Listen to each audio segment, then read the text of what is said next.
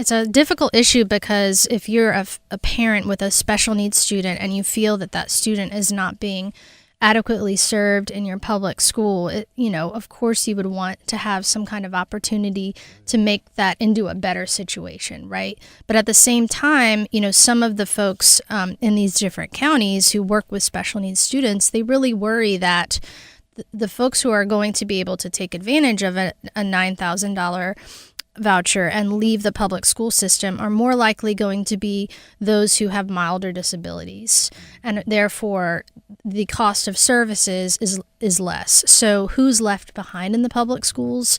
Students with more profound needs who are higher cost, and those lower cost children are not there to sort of float the cost of services for the students who are dealing with more challenges. And so public schools are ultimately going to be left with even fewer resources thanks to programs like these. And so, to take an example, that child we talked about who might require 2 or 3 professionals to get them through the day at a cost of $100,000 a year, a $9,000 voucher is not going to work for them in a private school. The private school is not, in all likelihood, going to say, "Oh, sure, we'll take care of your kid for that $9,000." Yeah, probably not. And it's worth noting that we actually have 3 voucher programs in place in North Carolina right now. And the way the law is structured, you can take advantage of all 3 if you're a family with a special needs child.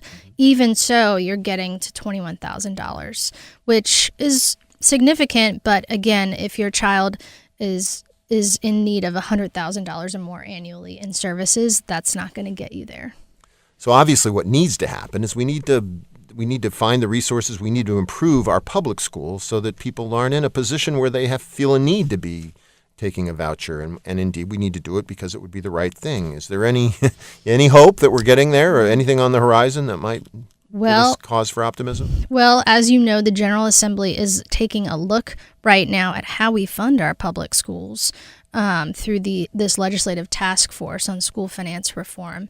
And I believe over at DPI, it's the hope of folks there who work on this particular issue that they'll take a second look at funding students with disabilities and say, look, maybe we need to increase the cap on the number of students that qualify for these funds and maybe change how we deliver these funds. Maybe it shouldn't be a flat rate per student. Maybe it should be based on actual cost of services. So a student with more profound needs would draw down more funds than someone with perhaps a reading disability.